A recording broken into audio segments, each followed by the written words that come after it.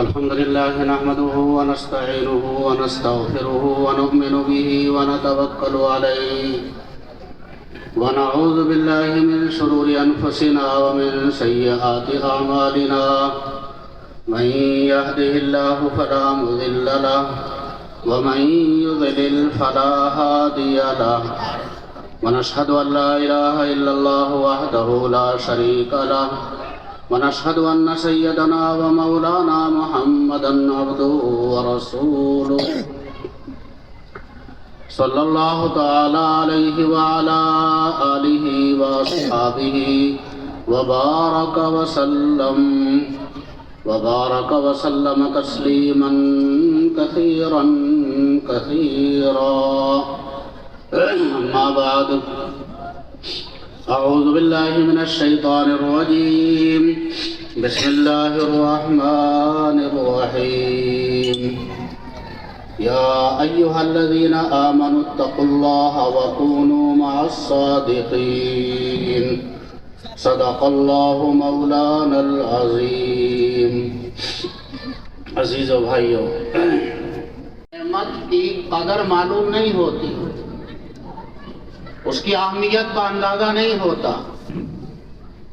اگر خدا نہ کردہ وہ نعمت سلب ہو جائے، محروم ہو جائیں اس نعمت سے، اللہ اپنی اس نعمت کو واپس لے لے، پھر اس کی اہمیت کا اندازہ ہوتا ہے.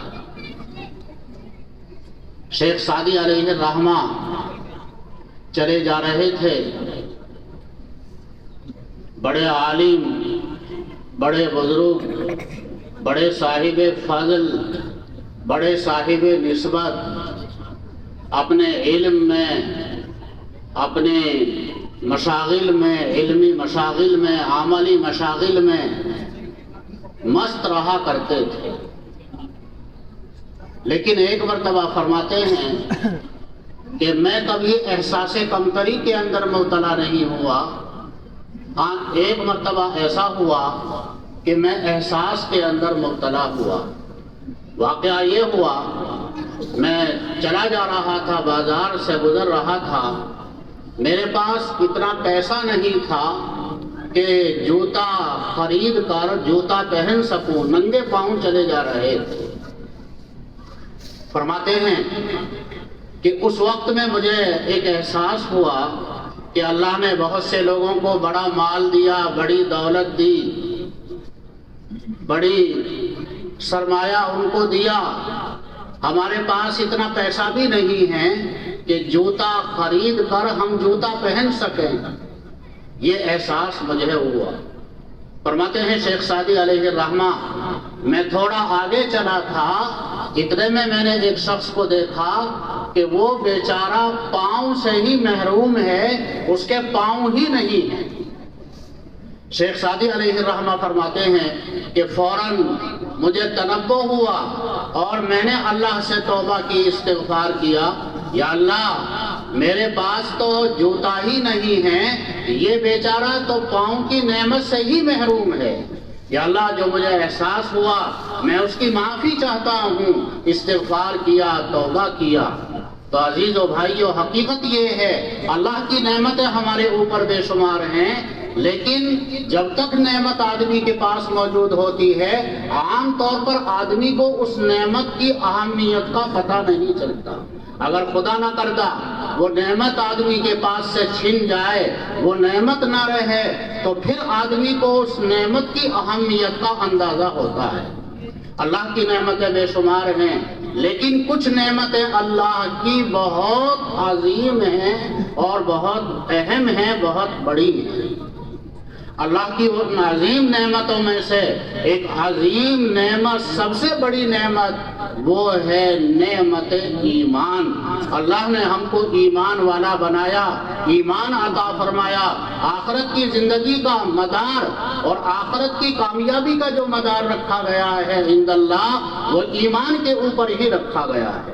جو بندہ اس دنیا سے اس حال میں گیا، اپنا ایمان بچا کر لے گیا، ایمان پر اس کا انتقال ہوا، وہ بندہ کتنا ہی گنہگار صحیح ایک وقت آئے گا، وہ ضرور ہمیشہ ہمیشہ کے لیے جنت کے اندر داخل ہوگا، اسے جنت کا داخلہ نصیب ہوگا۔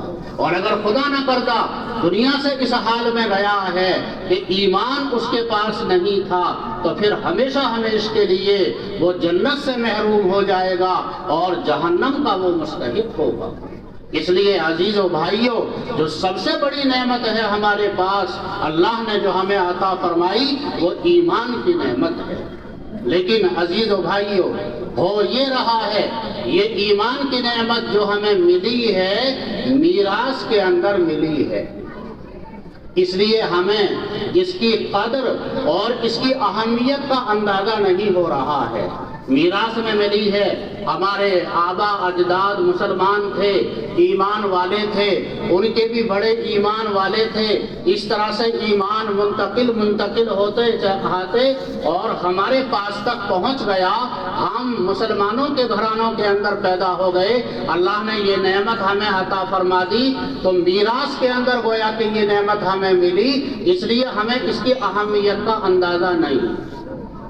جیسی اس کی اہمیت، جو اس کی عظمت ہونی چاہیے، جو قدر اس کی ہونی چاہیے، اس قدر، اس اہمیت اور اس عظمت کو ہم نہیں پہچان رہے ہیں۔ یوں کہا جا سکتا ہے عزیزو بھائیو، میں مختصر بات کروں گا لیکن توجہ سے ذرا دو تین بات سنیے، یہ کہا جا سکتا ہے اس ایمان کی جو اہمیت کو پہچانا وہ ساحرین موسیٰ نے پہچانا۔ موسیٰ علیہ السلام کو اللہ نے نبی بنا کر بھیجا، فرعون اور اس کی قوم کی طرف دعوت دینے کے لیے بھیجا، اور اللہ نے موسیٰ علیہ السلام کو معجزہ عطا فرمایا۔ ہر نبی کو اللہ کی طرف سے کچھ معجزے عطا کیے گئے، ان معجزات کے ذریعے سے لوگ ان نبی سے جڑتے ہیں اور اللہ کی معرفت حاصل کرتے ہیں، ایمان کے اندر داخل ہوتے ہیں۔ موسیٰ علیہ السلام کو اللہ نے معجزہ عطا فرمایا، آپ کے پاس عصا تھا، آپ اس عصا کو ڈالتے، اللہ کے حکم سے وہ سانپ اور اژدہا بن جاتا۔ تو فرعون نے کہا موسیٰ علیہ السلام کی بات کو رد کرتے ہوئے کہ یہ تو جادوگر ہیں، ساحر ہیں، اور اس وقت میں مصر کے اندر جادوگروں کا بہت غلبہ تھا، بڑے بڑے ماہر، دنیا کے بڑے بڑے جادوگر وہ مصر کے اندر پائے جاتے تھے۔ تو فرعون نے کہا موسیٰ علیہ السلام کے لیے، اپنی قوم کو کہا کہ یہ تو ساحر ہیں، جادوگر ہیں، یہ اپنا جادو دکھا کر، کرتب دکھا کر یہ تمہیں تمہارے آبا اور اجداد کے دین سے ہٹا کر اپنے نئے دین کے اندر تمہیں داخل کرنا چاہتے ہیں۔ اس طرح لوگوں کو ورغلایا، اور فرعون نے کہا کہ اب ان کا مقابلہ آسان ہے، اس لیے کہ ہمارے ملک کے اندر، مصر کے اندر بڑے بڑے جادوگر پائے جاتے ہیں، ہم اپنے بڑے بڑے جادوگروں کو بلائیں گے اور موسیٰ کا مقابلہ کرائیں گے، اور موسیٰ ان کے مقابلے میں ہار جائیں گے اور ان کا باطل پر ہونا ظاہر ہو جائے گا۔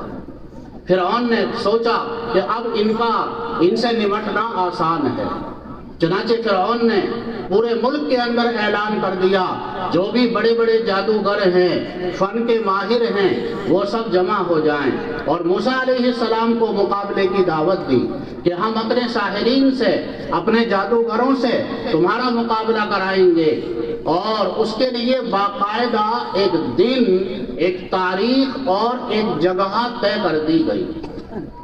چنانچہ وہ دن آیا، وہ تاریخ آئی، موسیٰ علیہ السلام تشریف لائے، اس سے پہلے یہ جو جادوگر، جو فرعون کے جادوگر تھے، اور فرعون نے پورے ملک سے موسیٰ علیہ السلام کے مقابلے کے لیے ان کو جمع کیا تھا، تو ان جادوگروں نے، ساحرین نے فرعون سے معاملہ طے کیا۔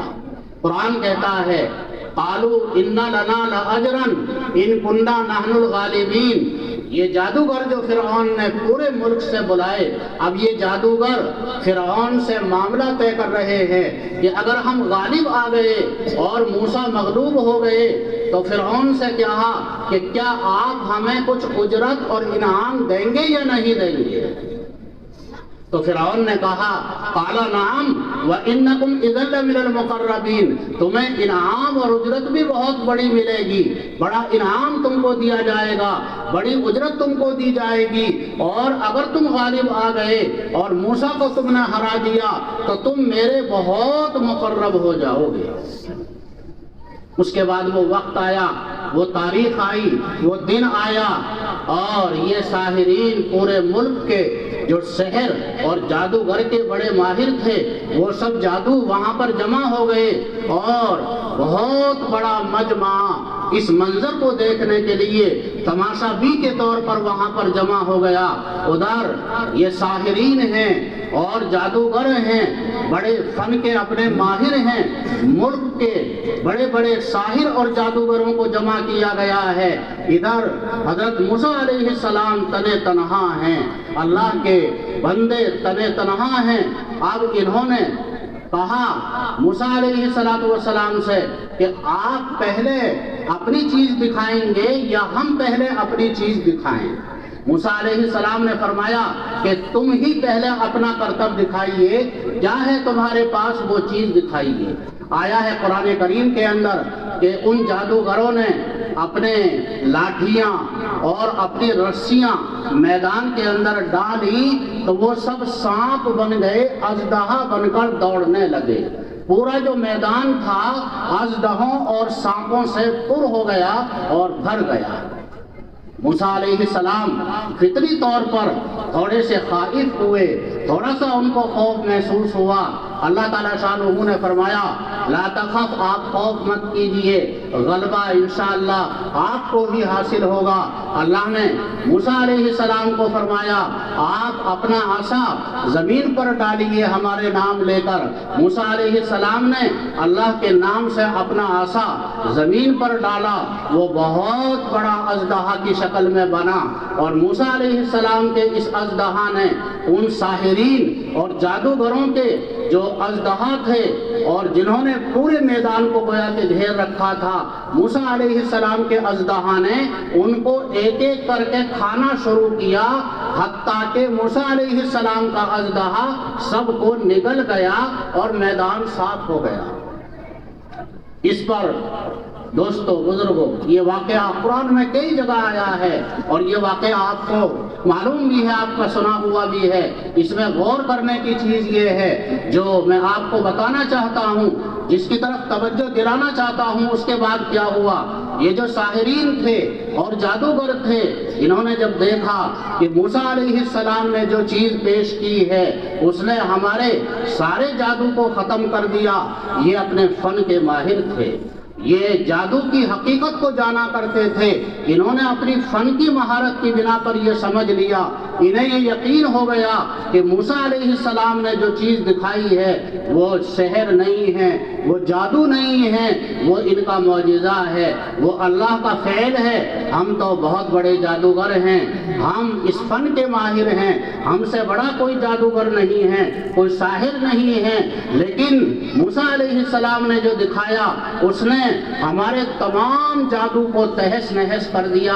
موسیٰ علیہ السلام کا جو عمل ہے اس کا جادو سے کوئی تعلق نہیں ہے، یہ اللہ کی طرف سے معجزہ ہے، اور موسیٰ علیہ السلام کی جو بات ہے، ان کی جو دعوت ہے وہ بالکل برحق ہے۔ یہ کہہ کر انہوں نے موسیٰ علیہ السلام سے درخواست کی کہ آپ ہمیں ایمان کے اندر داخل کیجئے۔ ہم ایمان کے اندر داخل ہوتے ہیں، اللہ رب العالمین پر ہم ایمان لاتے ہیں۔ چنانچہ تمام ساحرین، تمام جادوگر وہ ایمان کے اندر داخل ہو گئے۔ اس کے بعد میں کیا ہوا، فرعون نے کہا قال آمنتم لہ قبل ان آذن لکم، اچھا تم میری اجازت کے بغیر اسلام لے آئے، ایمان کے اندر داخل ہو گئے۔ میں نے تم کو اجازت بھی نہیں دی، تمہارا خدا تو میں ہوں، تمہارا معبود میں ہوں، میری اجازت کے بغیر کیسے تم ایمان کے اندر داخل ہو گئے؟ قال آمنتم له قبل ان آذن لكم انه لكبيركم الذي علمكم السحر فلا سوف تعلمون۔ تم جو ایمان کے اندر داخل ہوئے ہو، ایمان لائے ہو، اب اس کی سزا تمہیں بھگتنی ہوگی۔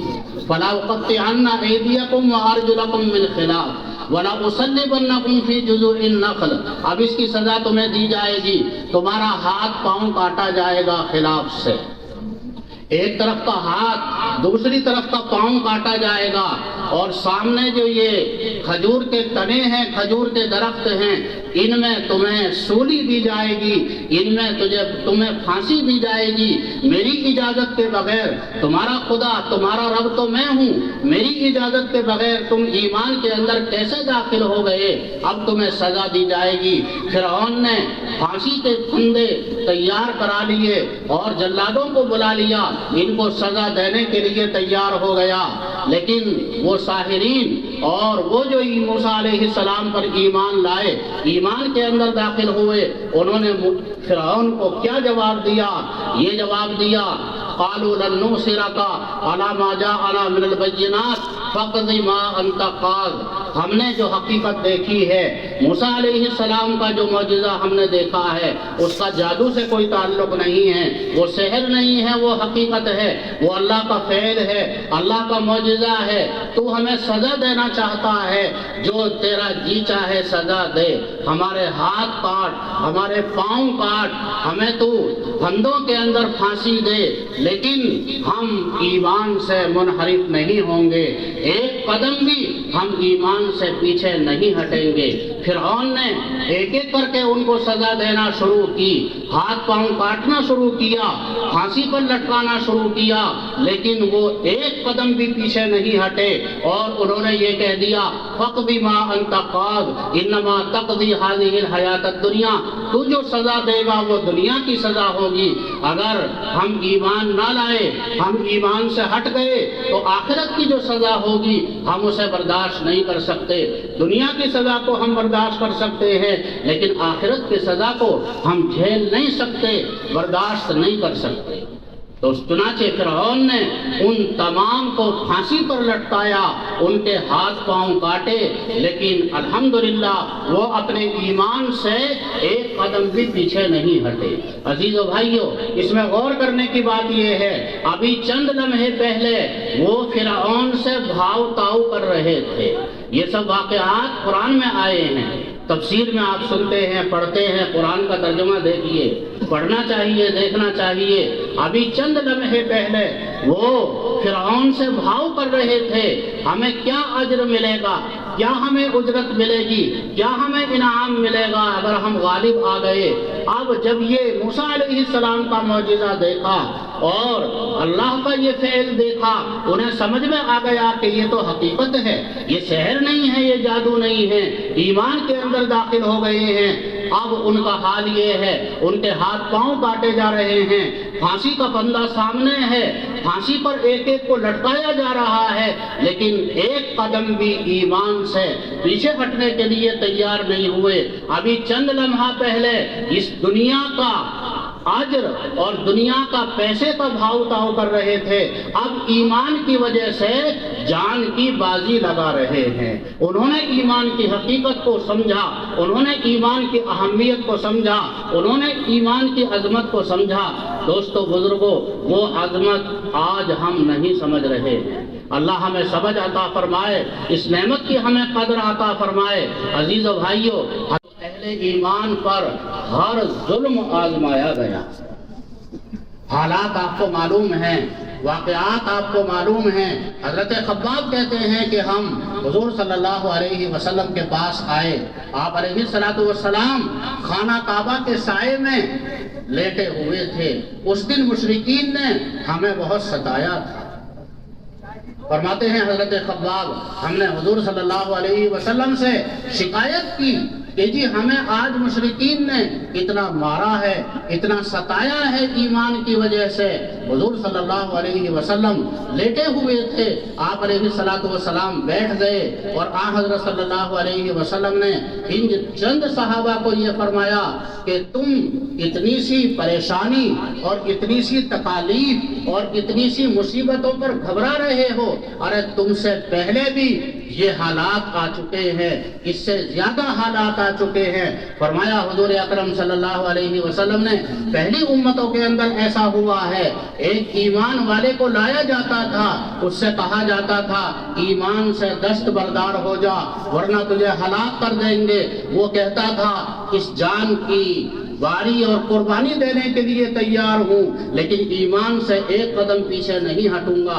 فرمایا آقا صلی اللہ علیہ وسلم نے اس کے لیے گڈھا کھودا جاتا، آدھا اسے گڈھے میں دبا دیا جاتا، باقی آدھا جسم اوپر رہتا، آرا لایا جاتا، اس کے سر پر آرا رکھ کر چیر دیا جاتا، اس کے 2 ٹکڑے کر دیے جاتے، اسے قتل کر دیا جاتا، اس کے باوجود وہ اپنے ایمان سے نہیں ہٹتا تھا۔ فرمایا حضور اکرم صلی اللہ علیہ وسلم نے، بخاری شریف کی حدیث ہے، بہت سے ایسے گزرے ہیں انہیں مجبور کیا جاتا ایمان سے ہٹ جاؤ، لیکن وہ ایمان سے منحرف نہ ہوتے تو لوہے کی کنگھیاں، موٹی موٹی کنگھیاں آگ پر گرم کر کے سلگا کر اس کے بدن میں وہ کنگھیاں لوہے کی گرم سلاخیں نکال دی جاتی، بدن کو چھلی کر دیا جاتا، اس طرح سے بے دردی کے ساتھ قتل کیا جاتا، لیکن اپنے ایمان سے پیچھے نہ ہٹتا، منحرف نہ ہوتا۔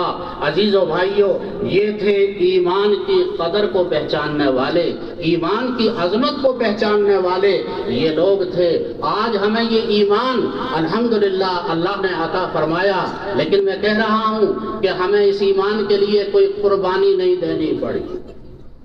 اللہ کا شکر ہے، اللہ کا احسان ہے، ہمیں قربانی کا اللہ سے دعا بھی نہیں کرنی چاہیے، اللہ سے عافیت مانگنی چاہیے۔ یا اللہ ہم تو تیرے کمزور بندے ہیں، ہم قربانی کے لائق نہیں ہیں، یا اللہ ہم آزمائش کے لائق نہیں ہیں، یا اللہ ہماری حفاظت فرما، ہمارے ایمان کی حفاظت فرما، یا اللہ ہمارے اعمال کی حفاظت فرما۔ یہ دعا ہمیں اللہ سے کرنی چاہیے۔ ہم ایسے نہیں ہیں ان آزمائشوں کے اندر پورے اتریں۔ اللہ ہمارے حال پر رحم فرمائے۔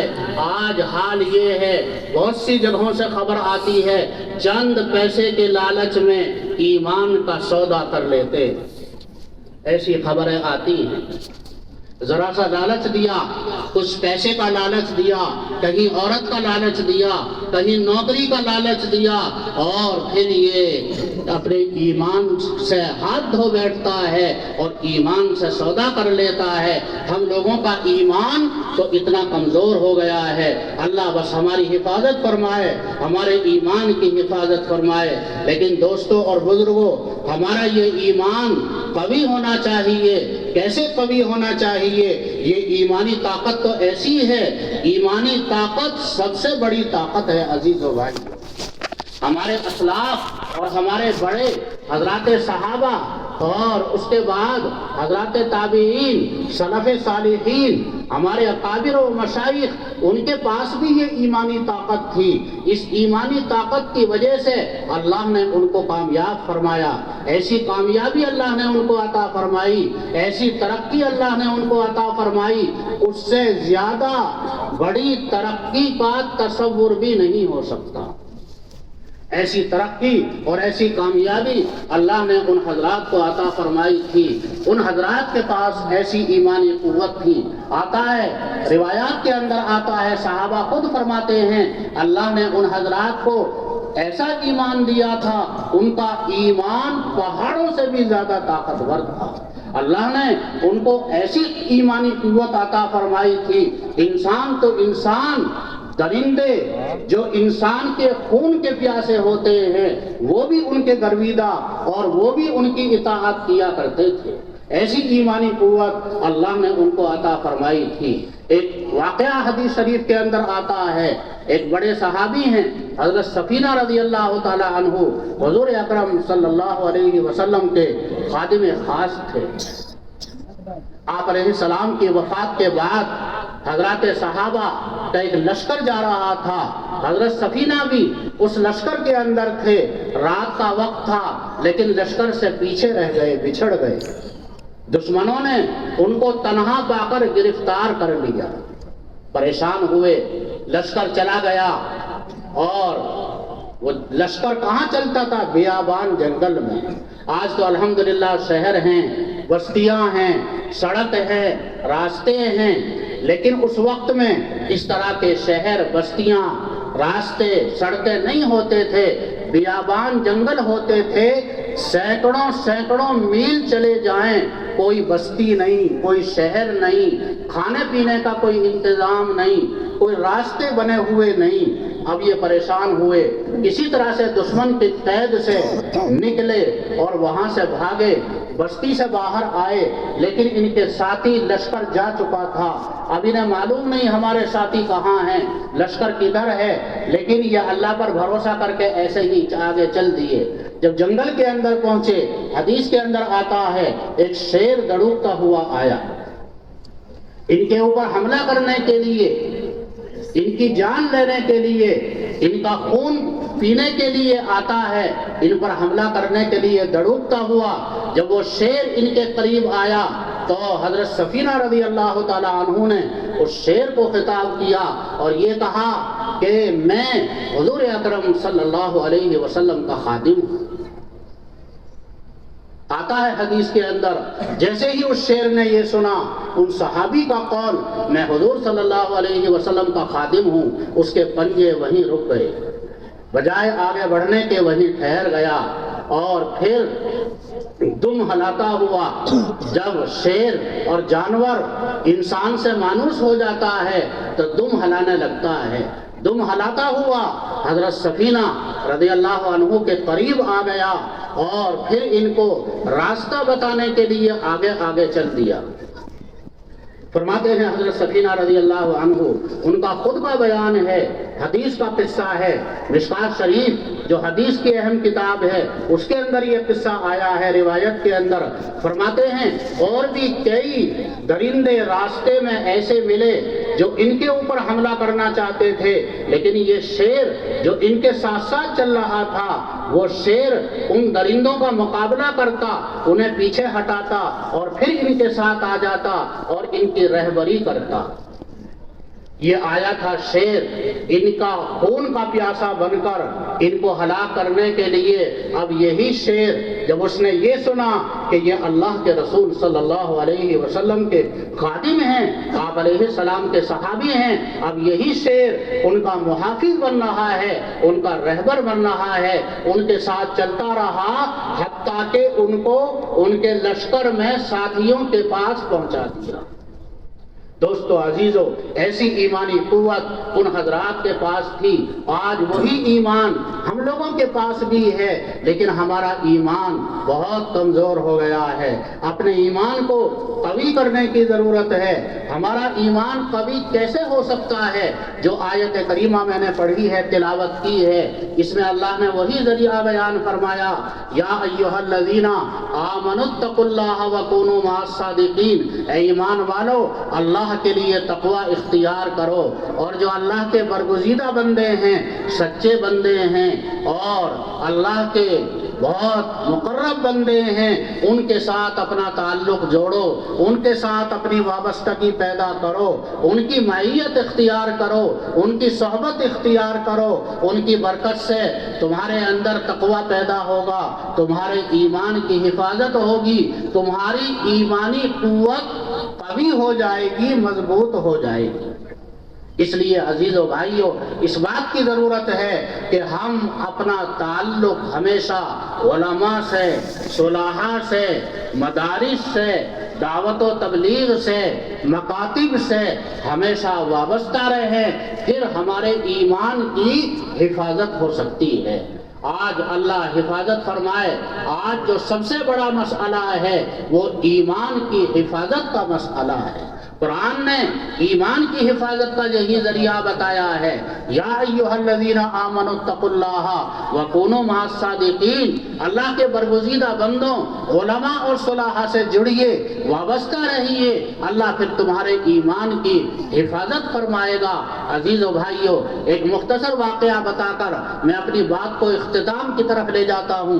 ہمارے حضرت فقیہ الامت مفتی محمود حسن گنگوہی رحمۃ اللہ علیہ نے ایک واقعہ بتایا تھا۔ ہمارے اکابر میں علماء دیوبند میں علامہ انور شاہ کشمیری رحمۃ اللہ علیہ، جو دارالعلوم دیوبند کے بہت بڑے محدث، بڑے برگزیدہ بزرگ، بڑے صاحب نسبت، بڑے صاحب علم اور عمل کا پہاڑ، اور ایسا علم، ایسا قوت حافظہ اللہ نے ان کو عطا فرمایا تھا۔ ان کے ملفوظات میں ایک جگہ میں نے پڑھا، علامہ انور شاہ کشمیری رحمۃ اللہ علیہ، تو ان کے ملفوظات میں ہے، حضرت نے فرمایا جب کوئی بات میں توجہ سے کتاب کے اندر پڑھ لیتا ہوں تو عام طور پر 25 سال تک وہ بات مجھے یاد رہتی ہے۔ کتابوں کی کتابیں انہیں زبانی یاد تھی الحمدللہ، چنانچہ ان کا لقب تھا چلتا پھرتا کتب خانہ، یہ لقب تھا۔ دارالعلوم دیوبند میں چھٹی ہوئی سالانہ، تو یہ اس وقت میں ہندوستان پاکستان کی تقسیم نہیں ہوئی تھی، حضرت کے بہت شاگرد تھے لاہور کے اندر، تو چھٹی گزارنے کے لیے وہاں تشریف لے گئے۔ وہاں بھی حضرت کی مجلس ہوتی تھی، علمی، عملی، اصلاحی مجلس ہوا کرتی تھی، جس سے لوگوں کو بہت فائدہ ہوتا۔ لوگ مختلف سوالات کیا کرتے تھے۔ حضرت شاہ صاحب علامہ انور شاہ کشمیری رحمۃ اللہ علیہ بہت تحقیقی جواب دیا کرتے تھے۔ اس سوال کا جواب فلاں کتاب کے اندر یہ لکھا ہے، فلاں کتاب کے اندر یہ لکھا ہے، اس جواب پر یہ اعتراض ہوتا ہے، اس کا جواب یہ ہے، اس طرح سے بہت دور کی باتیں بتایا کرتے تھے۔ علامہ اقبال جو مانے ہوئے شاعر تھے وہ بھی وہاں تھے، لیکن انہیں علماء سے ابتدا میں کوئی زیادہ انسیت نہیں تھی۔ ان کے ایک دوست تھے، وہ حضرت شاہ صاحب کی مجلس کے اندر آیا کرتے تھے، تو اس دوست نے علامہ اقبال سے کہا کہ شاہ صاحب دیوبند سے آئے ہوئے ہیں، حضرت کی مجلس ہوتی ہے، بہت فائدہ ہوتا ہے، تم بھی وہاں پر چلو۔ لیکن وہ نہیں گئے، کیونکہ علماء سے انسیت نہیں تھی۔ وہ دوست بے تکلف تھے، انہوں نے پھر کہا علامہ اقبال سے کہ تم ادھر ادھر بہت جگہوں پر جاتے ہو، آخر شاہ صاحب کی مجلس میں جانے سے تمہیں پریشانی کیا ہے؟ خیر، علامہ اقبال کہنے سننے سے حضرت شاہ صاحب کی مجلس کے اندر آئے، بیٹھے، تو حضرت شاہ صاحب کا پھر فیض شروع ہوا۔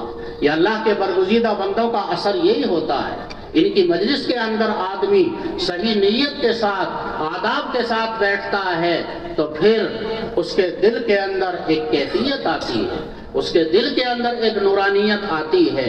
تو حضرت شاہ صاحب کا فیض شروع ہوا، اور علامہ اقبال کے ذہن کے اندر یہ بات آئی اور کہا کہ شاہ صاحب کی مجلس کا اثر اور رنگ ایسا معلوم ہوتا ہے جیسا صحابہ کی مجلس ہوا کرتی تھی۔ جیسے صحابہ حضور اکرم صلی اللہ علیہ وسلم کی مجلس کے اندر بیٹھا کرتے تھے، بہت وقار کے ساتھ، سکون کے ساتھ، کأن علی رؤوسنا الطیر، گویا کہ ہمارے سروں کے اوپر پرندہ بیٹھا ہے۔ صحابہ کہتے ہیں اس طرح سے صحابہ آپ علیہ السلام کی مجلس کے اندر بیٹھا کرتے تھے۔ تو شاہ صاحب کا ذہن اس حدیث کی طرف گیا، تھوڑے مانوس ہوئے۔ اگلا دن ہوا، پھر علامہ اقبال شاہ صاحب کی مجلس کے اندر آئے، اسی طرح سے 2-3 روز آئے، اب انسیت بڑھی، تو پھر علامہ اقبال نے شاہ صاحب سے کچھ سوالات کیے، اور ایک سوال یہ کیا کہ حضرت یہ بتائیے زمان کیا ہے، مکان کیا ہے؟ تو حضرت شاہ صاحب نے بتایا، اس کی حقیقت بتائی، زمان کسے کہتے ہیں، مکان کسے کہتے ہیں۔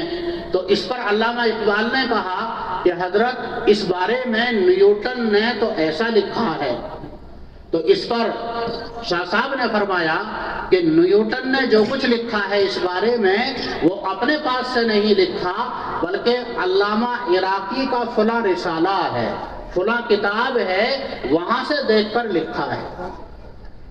اب علامہ اقبال بہت حیران ہوئے اور دنگ رہ گئے کہ حضرت شاہ صاحب تو بہت دور کی بات بتا رہے ہیں۔ اس طرح سے پھر علامہ اقبال حضرت شاہ صاحب سے بہت قریب ہو گئے اور ان کو بہت انسیت پیدا ہو گئی۔ جب شاہ صاحب نے دیکھا کہ علامہ اقبال اب بہت مانوس ہو گئے ہیں تو پھر حضرت شاہ صاحب نے علامہ اقبال سے کہا کہ ڈاکٹر صاحب میں ابھی آپ سے خوش نہیں ہوں۔ یہ اس لیے کہا کہ اس وقت میں ابتدا میں علامہ اقبال غلام احمد قادیانی کی جماعت احمدیہ، جماعت قادیانیہ کے کچھ عہدے پر تھے۔ ابتدا میں غلام احمد قادیانی نے کھل کر نبوت کے دعوے نہیں کیے تھے، لیکن اس کی گمراہی ظاہر ہونے لگی تھی، اس وقت کی بات ہے۔ تو اس لیے شاہ صاحب نے علامہ اقبال کو یہ کہا، اس طرف اشارہ کیا کہ تم جو غلام احمد قادیانی کی جماعت کے ایک عہدے پر ہو، اس کی طرف اشارہ کیا اور یہ کہا کہ میں آپ سے ابھی خوش نہیں ہوں۔ علامہ اقبال وہاں مجلس سے اٹھے اور دفتر کے اندر گئے اور اس جماعت سے استعفیٰ پیش کیا اور توبہ کی استغفار کیا، اور پھر اگلے دن حضرت شاہ صاحب کی مجلس کے اندر آئے اور شاہ صاحب سے کہا علامہ اقبال نے کہ حضرت جو کانٹا آپ کو کھٹکتا تھا اسے نکال کر آ گیا۔ شاہ صاحب سے کہا علامہ اقبال نے کہ حضرت جو کانٹا آپ کو کھٹکتا تھا اسے نکال کر آ گیا ہوں۔ تو پھر حضرت شاہ صاحب بہت خوش ہوئے اور علامہ اقبال کے قلب کی طرف، دل کی طرف شاہ صاحب نے توجہ کی، ان کے لیے دعائیں کی، تو علامہ اقبال نے اپنے دل کی دنیا بدلی ہوئی پائی۔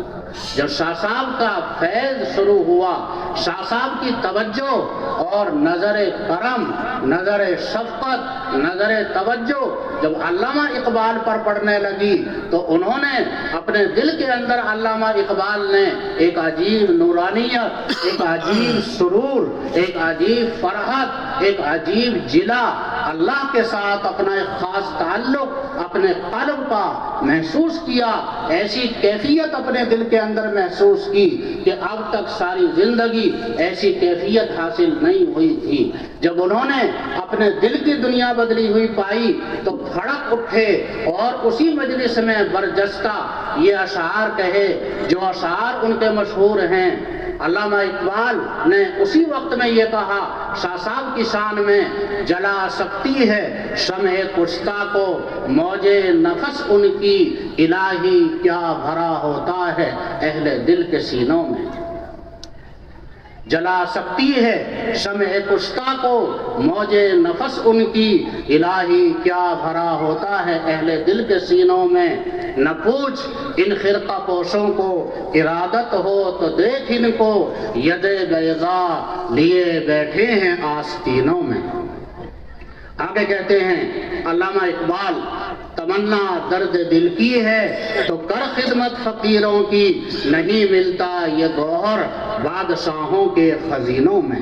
غرضے کہ اس کے بعد علامہ اقبال کے حالات بدل گئے اور خاص طور پر حضور اکرم صلی اللہ علیہ وسلم کی محبت ان کے دل کے اندر عشق کے درجے میں پیدا ہو گئی۔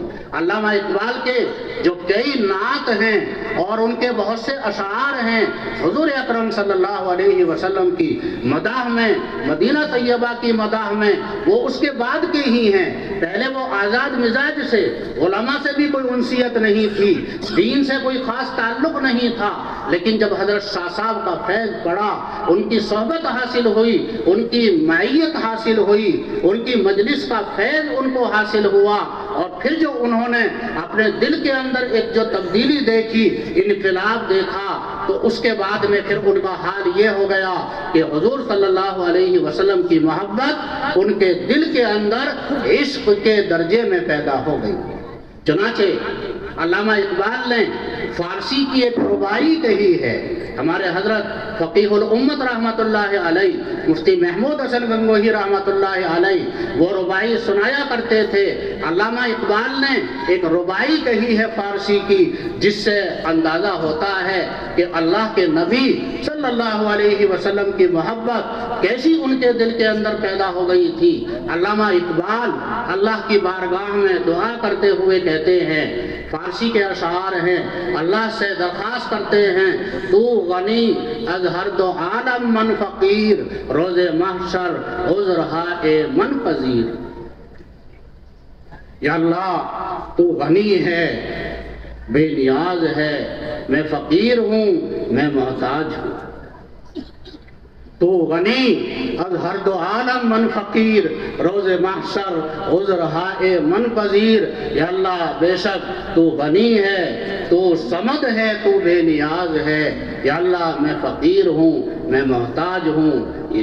عزیزو بھائیو، حقیقت یہی ہے، اللہ کی ذات بے نیاز ہے۔ ہمیں ہمیشہ ڈرنا چاہیے، خائف رہنا چاہیے۔ ہم جو ایمان لائے، ہمارے ایمان سے اللہ کو کوئی فائدہ نہیں۔ ہم جو نماز پڑھتے ہیں، ہماری نماز سے اللہ کو کوئی فائدہ نہیں۔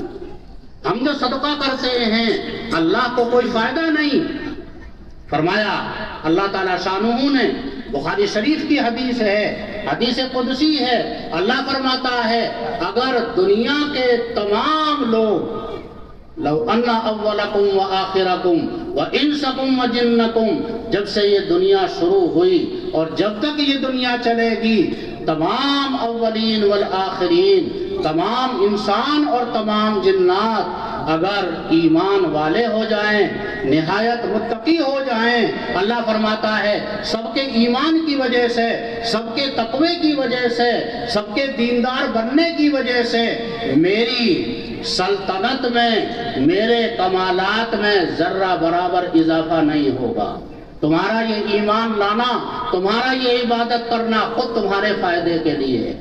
آگے فرمایا اگر تمام دنیا کے تمام لوگ کفر کے اندر مبتلا ہو جائیں، شرک کے اندر مبتلا ہو جائیں، فسق و فجور کے اندر مبتلا ہو جائیں، اللہ فرماتا ہے تمام لوگوں کے کفر کی وجہ سے، شرک کی وجہ سے، فسق و فجور کی وجہ سے میری سلطنت میں ذرہ برابر کمی نہیں آئے گی۔ دوستو وہ تو بے نیاز ہے، اللہ کی شان بے نیازی سے ہمیشہ ڈرنا چاہیے۔ ہماری تو حیثیت کیا ہے؟ اللہ کے اولو العزم پیغمبر، انبیاء اور رسول بھی اللہ کی شان بے نیازی سے دوستو عزیزو ڈرا کرتے تھے۔ اللہ کے نبی صلی اللہ علیہ وسلم کو اللہ نے قرآن کے اندر کہہ دیا وَمَا كَانَ اللَّهُ لِيُعَذِّبَهُمْ وَأَنْتَ فِيهِمْ، جب تک آپ اس روئے زمین پر رہیں گے آپ تو رحمت للعالمین ہیں، آپ کی برکت سے اللہ عذاب نازل نہیں فرمائے گا۔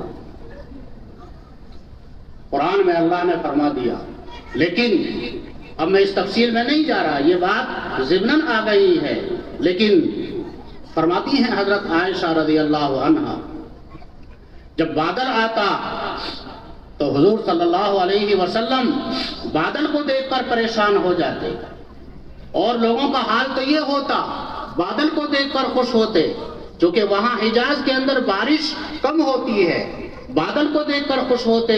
لیکن حضرت عائشہ فرماتی ہیں حضور اکرم صلی اللہ علیہ وسلم بادل کو دیکھ کر غمگین ہو جاتے، پریشان ہو جاتے، کبھی اندر تشریف لاتے، کبھی باہر تشریف لے جاتے، کبھی نماز میں، کبھی رکوع میں، کبھی سجدے میں، دعا میں، اس طرح سے رہتے حتیٰ کہ یا تو وہ بادل ختم ہو جائے یا بارش برسنے لگے۔ اس وقت تک آپ علیہ السلام مضطرب رہتے، پریشان رہتے۔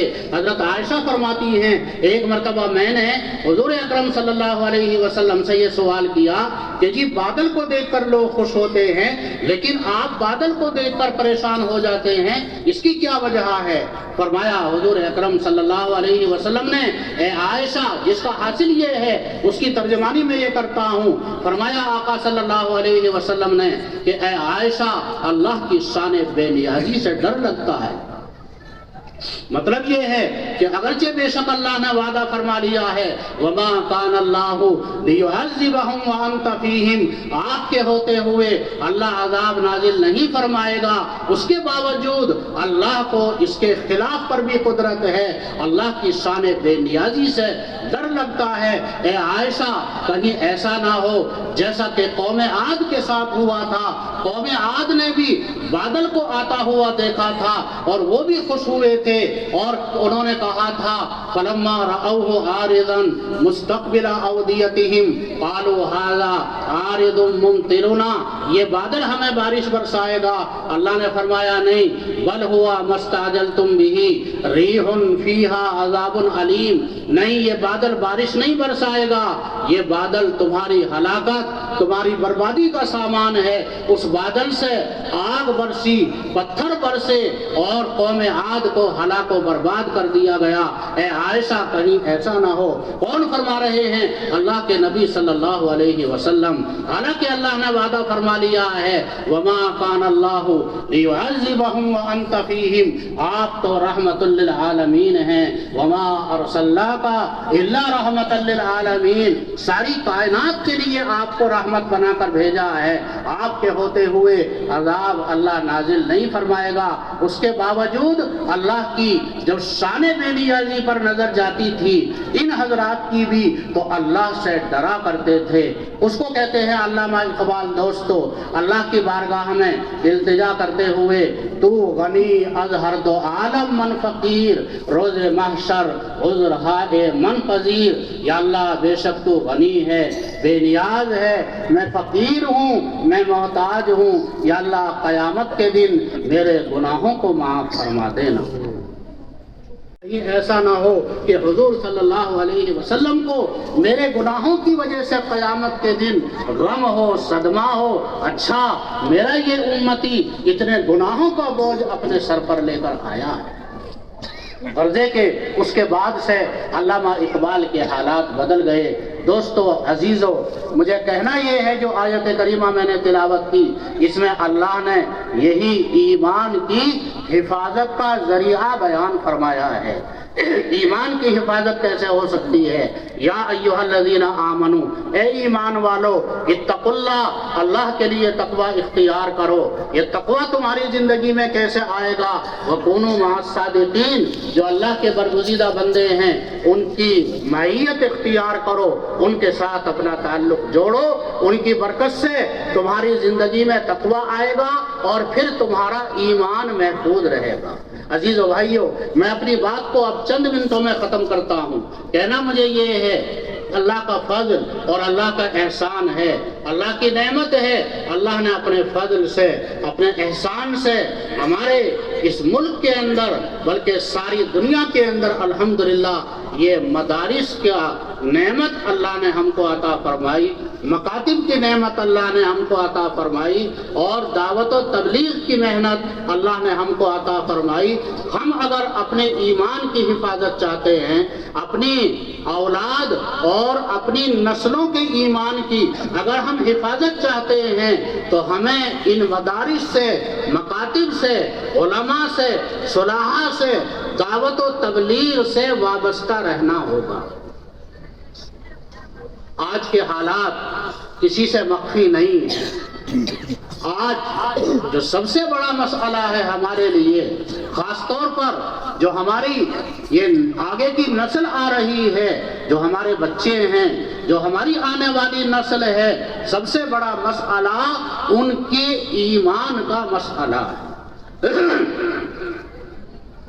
شیطان نے ہر جگہ گمراہی کا جال بچھا رکھا ہے، ایسا گمراہی کا جال بچھا رکھا ہے، الامان والحفیظ، کہ ہر قدم پر گمراہی کے گویا کے کانٹے بچھے ہوئے ہیں۔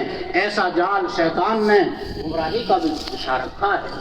اللہ حفاظت فرمائے ہمارے ان بچوں اور آنے والی نسلوں کے ایمان کو ضائع کرنے اور سلب کرنے کے لیے باقاعدہ پلان تیار ہو رہے ہیں، سازشیں تیار ہو رہی ہیں، پلان بنائے جا رہے ہیں، منصوبے بنائے جا رہے ہیں، کس طرح سے ہم ان کے ایمان کو ختم کر سکتے۔ اس کے لیے دوستو عزیزو آپ کو پتہ نہیں ہے، لیکن آج کل تو سبھی لوگ واقف ہیں، ایسے پلان تیار کیے جا رہے ہیں، ایسی سازشیں رچی جا رہی ہیں کہ اگر اللہ حفاظت نہ فرمائے تو پھر ہمارا ایمان بچنا نہایت مشکل ہے۔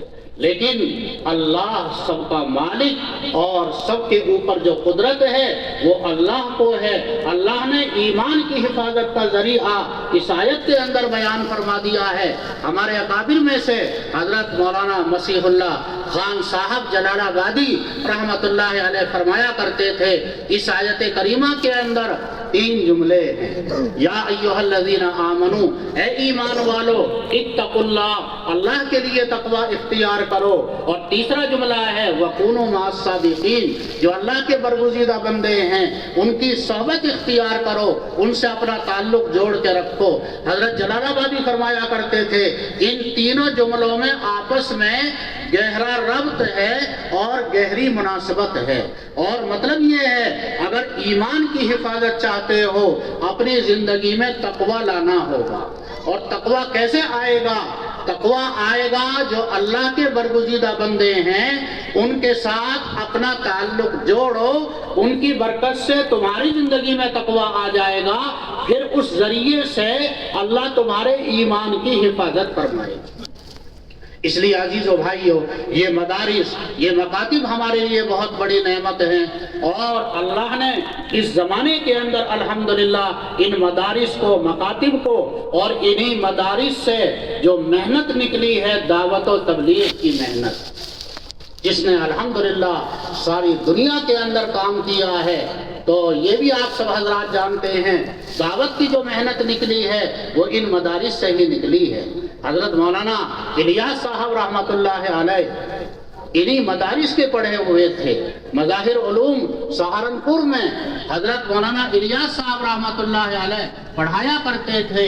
اسی طرح سے حضرت مولانا الیاس صاحب رحمت اللہ علیہ نے کچھ وقت دارالعلوم دیوبند کے اندر بھی پڑھایا ہے۔ اس کے بعد میں اللہ نے ان کے دل کے اندر القاء فرمایا اور یہ دعوت کی محنت شروع ہوئی۔ تو دعوت کی محنت بھی انہی مدارس سے نکلی ہے الحمدللہ۔ اور یہ تینوں محنتیں، مدارس کی محنت ہے، مکاتب کی محنت ہے، دعوت و تبلیغ کی محنت ہے، تینوں کا مقصد ایک ہے کہ ہمارے ایمان کی حفاظت ہو جائے۔ یہ تینوں محنتیں ہمارے پاس ہمارے اکابر کی امانت ہے۔ کیوں؟ اس بنا پر عزیز و بھائیوں، مخالفین کو، دشمنان اسلام کو یہ بات معلوم ہے جب تک یہ مدارس رہیں گے، جب تک یہ مکاتب رہیں گے، مسلمانوں کے یہ چھوٹے چھوٹے بچے جب تک ان مدرسوں کے اندر آتے رہیں گے، ان مکتبوں کے اندر آتے رہیں گے، اس وقت تک مسلمانوں کے دلوں سے ایمان کو مٹایا نہیں جا سکتا۔ مخالفین اس بات کو بخوبی جانتے ہیں۔ دیکھ رہے ہیں یہ بوریا نشین جب تک ہیں اس وقت لوگوں کے دلوں سے ایمان کو کھرچا نہیں جا سکتا، نکالا نہیں جا سکتا، یہ بات بخوبی معلوم ہے۔ اس لیے عزیز و بھائیوں، یہ مدارس ہمارے لیے بہت بڑی نعمت ہیں، لیکن اللہ نے یہ نعمت ہمیں دے رکھی ہے، ہماری طلب کے بغیر تو ہمیں اس کی قدر نہیں معلوم ہو رہی ہے۔ اللہ کے یہاں ضابطہ یہ ہے، یہ بھی سن لیجئے، اللہ نے قرآن میں فرمایا ہے لَإِن شَكَرْتُمْ لَأَزِيدَنَّكُمْ وَلَئِن كَفَرْتُمْ إِنَّ عَذَابِي لَشَدِيدٌ، میری نعمت کا اگر شکر ادا کرو گے تو میں تمہاری نعمتوں میں اضافہ کروں گا، اور اگر ناقدری کرو گے نعمت کو چھین لوں گا۔ یہ ضابطہ بھی اللہ کے یہاں ہے۔ دارالعلوم دیوبند، مظاہر علوم سہارنپور، اور انہی کے نہج پر الحمدللہ ملک اور بیرون ملک میں یہ جو مدارس کا جال بچھا ہوا ہے، دارالعلوم دیوبند اور اس کے بعد مظاہر علوم سہارنپور، یہ ان دونوں بڑے اداروں کا سب یہ نسبت اور سارا یہ سلسلہ ہے عزیز و بھائیو۔ لیکن یہ دونوں بڑے ادارے اور ان کے نہج پر قائم ہونے والے یہ سب مدارس اور مکاتب یہ اللہ کی نعمت ہیں۔ اس سے پہلے دارالعلوم کے قائم ہونے سے پہلے اور مظاہر علوم کے قائم ہونے سے پہلے دیوبند اور سہارنپور کو علم کی مرکزیت کے اعتبار سے لوگ نہیں جانتے تھے۔ علم کا جو مرکز تھا اور جو بڑے بڑے دارالعلوم تھے وہ دہلی کے اندر تھے۔ دارالعلوم اور مظاہر علوم کے جو قائم کرنے والے ہمارے اکابر ہیں، جو بنیاد رکھنے والے ہمارے اکابر ہیں، وہ بھی دہلی پڑھ کر گئے تھے۔ حضرت اقدس مولانا رشید احمد گنگوہی رحمۃ اللہ علیہ، حضرت اقدس مولانا قاسم نانوتوی رحمۃ اللہ علیہ، یہ سب حضرات دہلی پڑھ کر گئے تھے۔ دہلی کے اندر بڑے بڑے دارالعلوم تھے، لیکن آج وہ مرکزیت دہلی کو حاصل نہیں رہی جو مرکزیت دیوبند اور سہارنپور کو حاصل ہے۔ یہ اللہ کی طرف سے ضابطہ مقرر ہے، جہاں نعمت کی قدر ہوتی ہے اللہ وہاں نعمت کو باقی رکھتا ہے، جہاں نعمت کی ناقدری ہونے لگتی ہے اللہ وہاں سے نعمت کو چھین لیتا ہے۔ اس لیے آپ حضرات اس بستی کے، اس علاقے کے الحمدللہ یہاں پر جمع ہیں، اور دور دور کے بھی حضرات ہیں، سب اس بات کو دھیان سے سنیں۔ یہ اللہ کی نعمتیں ہیں، یہ ادارے ہمارے لیے، ان نعمتوں کی ہمیں قدر کرنے کی ضرورت ہے۔ ایک آخری حدیث سنا کر میں اپنی بات کو مکمل کرتا ہوں۔ یہ پہلو بھی آپ دیکھیے، اس پہلو سے بھی غور کیجئے کہ اصل ہمارے آخرت میں جو کام آئے گا وہ کیا کام آئے گا۔ یہ ہمارے معصوم بچے، نونہال بچے جو مکتبوں میں جا کر قاعدہ پڑھ رہے ہیں، ناظرہ قرآن پڑھ رہے ہیں، حفظ کر رہے ہیں، یا پھر مدرسے میں جا کر جو عالم بن رہے ہیں، ہمارے کام قبر میں یہ ہمارے بچے ہی آئیں گے۔ یہ جو قرآن پڑھیں گے، یہ جو نیک اعمال کریں گے، تو ہمارے مرنے کے بعد میں ان کا ثواب ہمارے لیے خود بخود پہنچتا رہے گا۔ ورنہ انسان اپنی زندگی میں جو عمل کرتا ہے اسے ثواب ملتا ہے، جب انسان مر جاتا ہے اس کا نامہ اعمال بند، اب اس کے لیے نہ ثواب لکھا جائے گا نہ گناہ لکھا جائے گا۔ اللہ کے نبی صلی اللہ علیہ وسلم نے ایک حدیث کے اندر اس کو بیان فرمایا، اذا مات الانسان انقطع عمله الا من ثلاث۔ انسان جب مر جاتا ہے اس کے عمل کا سلسلہ بھی ختم ہو جاتا ہے، نیک عمل بھی بند اور برا عمل بھی بند۔ اب نہ اس کے لیے نیکی لکھی جائے گی اور نہ ہی گناہ لکھا جائے گا، الا من ثلاث۔ لیکن تین چیزیں ایسی ہیں آدمی کو مرنے کے بعد بھی اس کا ثواب ملتا رہتا ہے، الا من صدقۃ جاریہ او علم ينتفع به او ولد صالح يدعو له۔ تین چیزوں کا ثواب آدمی کو مرنے کے بعد بھی ملتا رہتا ہے۔ ایک صدقہ جاریہ، آدمی نے ایسا صدقہ کر دیا اس کا نفع اس کے مرنے کے بعد بھی جاری ہے، ساری ہے۔ آپ الحمدللہ جو مدرسے کے لیے یہ تعاون کر رہے ہیں یہ تمہارے لیے صدقہ جاریہ ہے۔ یہ میں ایک حدیث سنا رہا ہوں، کوئی چندے کی تشکیل نہیں کر رہا، چندہ تو آپ حضرات دے ہی رہے ہیں، اس لیے اب جلسے میں چندے پہ زور نہیں لگایا جاتا، آپ اس کا احساس بھی کر رہے ہیں، بتا دیا جاتا ہے بھائی فلاں ساتھیوں نے یہ دیا ہے، لیکن تقریروں کا زور چندے پر نہیں ہے۔ کیوں؟ اس لیے کہ اللہ نے تمہارے دلوں کے اندر یہ بات ڈال دی ہے، یہ اس امت کے لیے بہت خوش آئند بات ہے، اور ہم اللہ سے اسی بنا پر امیدوار ہیں۔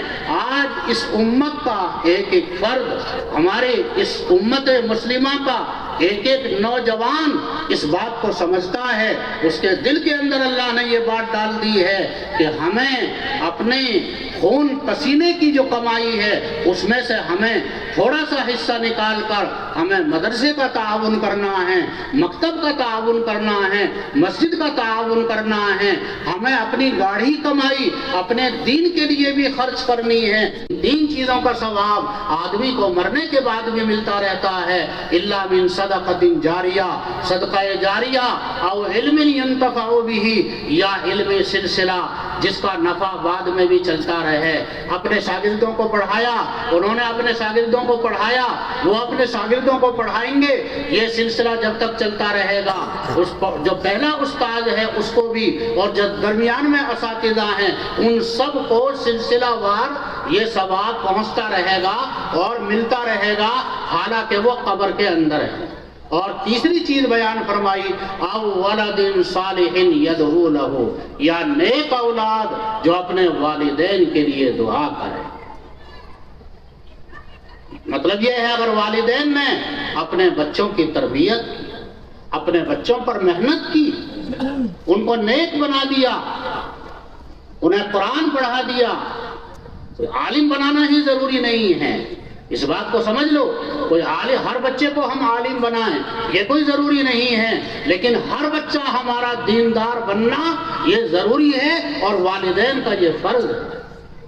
تو والدین نے تربیت کر کے محنت کر کے اپنے بچوں کو اگر نیک بنا دیا ہے تو فرمایا حضور اکرم صلی اللہ علیہ وسلم نے یہ اولاد یہ نیک بن گئی ہے، یہ جو قرآن پڑھیں گے، نماز پڑھیں گے، روزہ رکھیں گے، جو بھی یہ نیک اعمال کریں گے، ان کے نیک اعمال کا ثواب خود ان کو بھی برابر ملے گا اور ان کے والدین کو بھی برابر ثواب ملتا رہے گا۔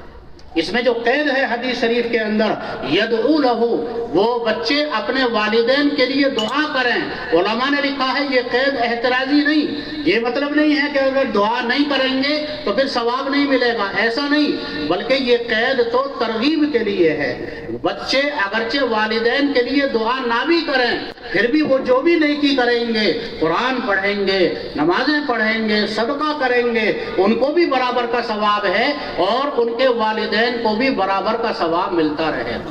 اس لیے عزیز و بھائیوں، ساری زندگی آدمی کماتا ہے، محنت کرتا ہے، یہ کمائی، یہ سارا بینک بیلنس، یہ ساری کوٹھیاں، ساری گاڑیاں، ساری زمین مرنے کے بعد میں اس مرنے والے کی ملک ختم اور اب اس کے وارثوں کی ملک ہو گئی۔ اب وارثوں میں کون صدقہ کرے گا، اپنے ماں باپ کے لیے کون نہیں کرے گا، اس کو اللہ جانتا ہے۔ ہر وارث صدقہ نہیں کرتا، لیکن اگر والدین نے اپنی اولاد کو نیک بنا دیا ہے تو یہ اولاد اپنے والدین کے ضرور کام کھائے۔ ایک مختصر واقعہ سنا کر میں اپنی بات، ایک قبر کے پاس سے گزر ہوا تو منکشف ہوا کہ صاحب قبر کو عذاب ہو رہا ہے۔ وہ گنہگار تھا، اپنے گناہوں کی وجہ سے عذاب قبر کے اندر مبتلا ہوا۔ عیسیٰ علیہ السلام چلے گئے، کچھ عرصے کے بعد میں پھر وہاں سے واپس گزر ہوا تو اب کی مرتبہ انہیں منکشف ہوا کہ اللہ نے اس مردے کے عذاب کو ہٹا لیا ہے اور اس کی مغفرت فرما دی اور اللہ نے اس پر اپنی رحمت نازل فرما دی۔ عیسیٰ علیہ السلام نبی تھے، اللہ کی بارگاہ میں معلوم کیا یا اللہ ابھی کچھ وقت پہلے میں یہاں سے گزرا تھا، یہ تیرا بندہ عذاب قبر کے اندر مبتلا تھا اور اب اس پر تیری رحمت نازل ہو گئی، اس کی مغفرت ہو گئی۔ مرنے کے بعد میں تو بندہ کوئی عمل کرتا بھی نہیں ہے، اس نے کیا عمل کر لیا ایسا کہ اب اس کی مغفرت ہو گئی، اس کا عذاب ہٹا لیا گیا۔ اللہ نے عیسیٰ علیہ السلام پر وحی نازل فرمائی اور یہ فرمایا یہ بندہ گنہگار تھا، اپنے گناہوں کی وجہ سے عذاب قبر کے اندر مبتلا ہوا، لیکن جب یہ دنیا سے آیا تھا تو اس کی بیوی حاملہ تھی۔ یہ قبر میں آیا، اپنے گناہوں کی وجہ سے عذاب کے اندر مبتلا ہوا، اس کی بیوی کے یہاں اس کا بچہ پیدا ہوا۔ وہ بچہ 3 سال کا، 3.5 سال کا، 4 سال کا ہوا تو بچے کی والدہ نے اس بچے کو مکتب کے اندر بھیجا قاعدہ لے کر۔ وہ بچہ مکتب کے اندر آیا اور استاد نے اس بچے کو قاعدہ شروع کرایا اور بچے سے کہا بچے پڑھو بسم اللہ الرحمن الرحیم۔ بچے نے پڑھا اپنی معصوم زبان سے بسم اللہ الرحمن الرحیم۔ اس کا ترجمہ آپ جانتے ہیں، یوں کہتا ہے بندہ بسم اللہ پڑھنے والا، یا اللہ میں شروع کرتا ہوں تیرے نام سے، پاک نام سے، جو اللہ بہت رحمان ہے، بہت رحیم ہے، اس کی رحمت بے انتہا ہے، اس کی شان کریمی بے انتہا ہے، اس کی رحمت کا کوئی ٹھکانہ نہیں ہے، کوئی انتہا نہیں ہے۔ میں اس پاک پروردگار کے نام سے جو رحمان ہے اور رحیم ہے میں پڑھنا شروع کرتا ہوں۔ اس معصوم بچے نے اپنی زبان سے یہ پڑھا بسم اللہ الرحمن الرحیم۔ اللہ نے عیسیٰ علیہ السلام کو بتایا کہ جب اس معصوم بچے نے یہ کہا ہمیں، ہماری بارگاہ میں ہمیں کہا اس بچے نے رحمان رحیم، اللہ رحمان ہے اللہ رحیم ہے، اللہ نے عیسیٰ علیہ السلام کو فرمایا، اس بچے نے جب ہمیں اس طرح سے پکارا اللہ رحمان ہے رحیم ہے، تو ہماری شان رحیمی کو جوش آیا، ہماری شان کریمی کو جوش آیا کہ یہ بچہ ہمیں رحمان کہتا ہے رحیم کہتا ہے، ہم اس کے باپ کو عذاب کے اندر مبتلا رکھیں۔ ہماری شان کریمی نے، ہماری شان رحیمی نے اس بات کو گوارا نہیں کیا۔ اللہ نے فرمایا ہم نے اس کا عذاب ہٹا کر اس کے اوپر اپنی رحمت نازل فرما دی۔ اس لیے عزیز و بھائیوں، جو قبر میں ہمارے کام آئیں گے یہی بچے جنہیں ہم نے قرآن پڑھا دیا، حافظ بنا دیا یا عالم بنا دیا یا ناظرہ پڑھا دیا، ہم نے انہیں نیک اور صالح بنا دیا، قبر میں یہی بچے ہمارے کام آئیں گے۔ اس لیے عزیز و بھائیوں، یہ مدارس، یہ مکاتب ہمارے ایمان کی حفاظت کا ذریعہ ہیں۔ ہمیں اللہ کی اس نعمت کی قدر کرنے کی ضرورت ہے۔ ہم اس کی قدر کریں گے تو انشاءاللہ اللہ اس نعمت کو بڑھائے گا، پروان چڑھائے گا۔ آج الحمدللہ آپ کا یہ مدرسہ پروان چڑھ رہا ہے۔ ہمارا بچپنا یہی ہم نے پڑھا بچپنے کے اندر، اور جو پرانے لوگ ہیں وہ معلوم ہے یہاں صرف ایک ہال تھا اور اس کے برابر میں 2 سہدریاں تھی، بس یہ سارے مدرسے کا وجود یہ تھا۔ ادھر پرائمری کے پیچھے کچھ کمرے تھے اور چند طلبہ یہاں رہا کرتے تھے۔ ایک ویرانی شکل تھی، گویا کہ جنگل تھا۔ آج اللہ نے اس کو باغ و بہار بنا دیا۔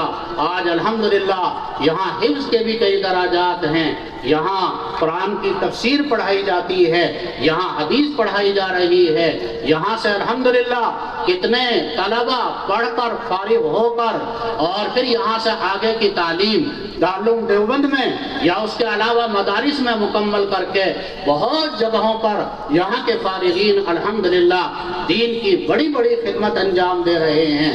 گویا کہ آپ کے بڑوں کا لگایا ہوا یہ پودا جو بہت کمزوری کی حالت میں شروع ہوا تھا، آج الحمدللہ یہ پودا اپنے شباب کو پہنچ رہا ہے، پروان چڑھ رہا ہے۔